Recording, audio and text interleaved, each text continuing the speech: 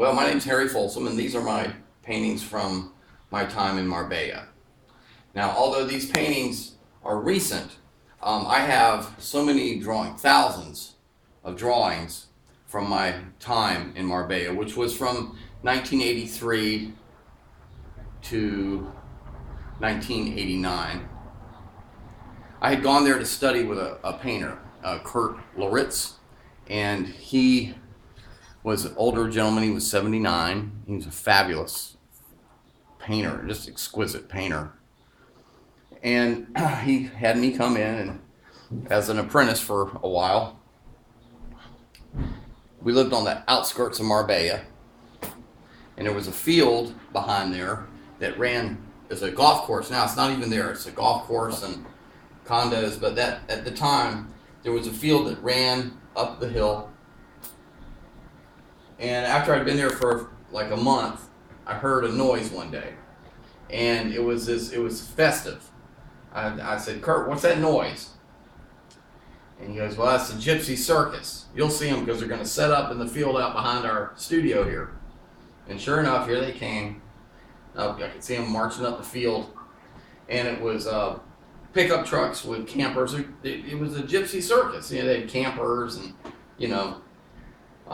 but they were walking along, and some of them were juggling, and the kids were chasing them up the hill from downtown, from the town. And they had a bear with a muzzle and a leash walking the bear, and a chimpanzee dressed up in a suit thing, a clown suit.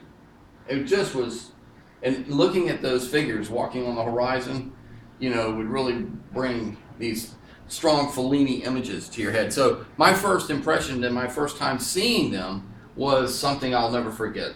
But that what I didn't know, that Kurt, the man I was studying painting with, was their friend. And they would make little marionettes. They had all the little puppet parts that were unpainted, and they would dance them around, and they would, when they do their little circus thing up on the hill, they'd charge people to come up and watch, but they would sell those puppets. So shortly after they were up there, there's a knock on the door, and it's one of the people from the circus, and wanted to know if Kurt would help him with the puppets, because he would help him paint. And Kurt, he goes, "No, get the boy. The boy will go up and help you." So they said, "Well, come on, we paint puppets and drink and play dance, and come up." And so I was like, "Yeah." So away I go. I've run away with the circus for the afternoon.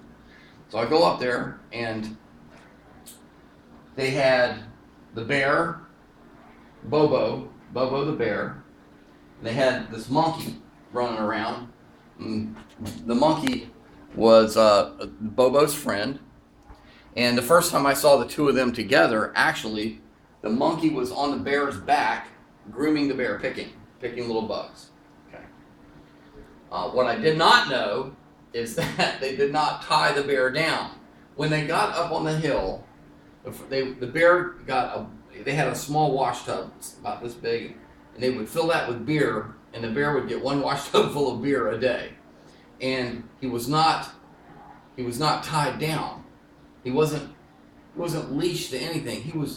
He could roam free. He never left the encampment, but he could have gone into town and ate everything in the trash cans. He never left that encampment. But I didn't know he was loose. So the first trick that the circus people played on Harry, 23-year-old Southern boy that's never been out of the United States, is they sent me over to the camper and said, "We need some puppet heads. They're in that shelf over there." So I go over to the shelf, and I'm digging through the shelf looking for a puppet head. And then I hear something behind me, and I turn around, and this far from my face is that bear going like this. And, I'm terrified. I'm like, "Bear, the bear's loose, bear." And they're laughing. They're just in hysterics because the bear roams free. He was just curious. He came over to see. He thought maybe I was getting him a snack. But these people were amazing. This is actually a sketch I'd done a long time ago and turned into a painting recently of the man that owned the bear. And they were all musicians. They had a concertina, a violin, a trumpet, a small drum, a classical guitar, and all the members of the troupe could play all the instruments.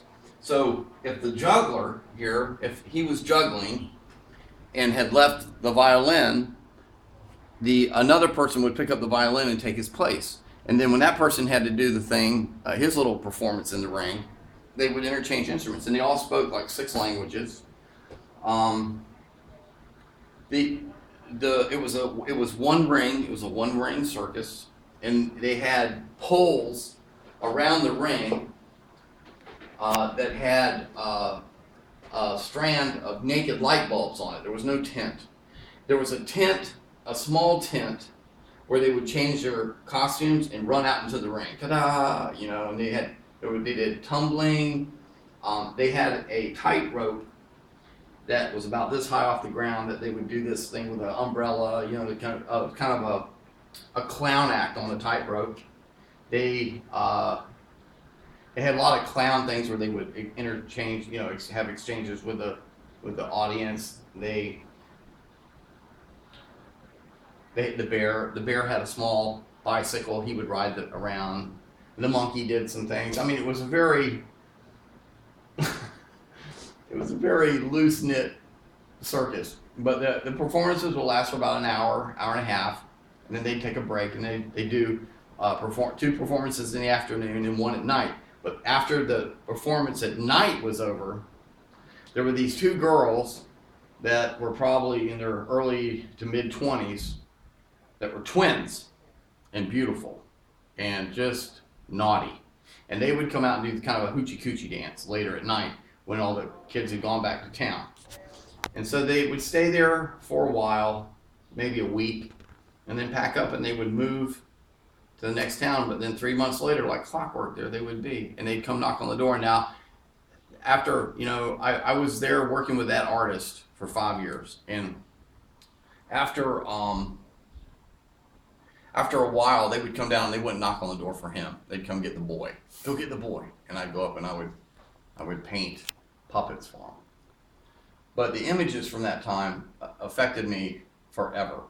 And for me to be in this working on the paintings that I was working on at the time with this master painter, and then having these moments of bizarre behavior, bohemian behavior with this circus troupe, and then that accompanied with all the other things that happened while I was in Europe.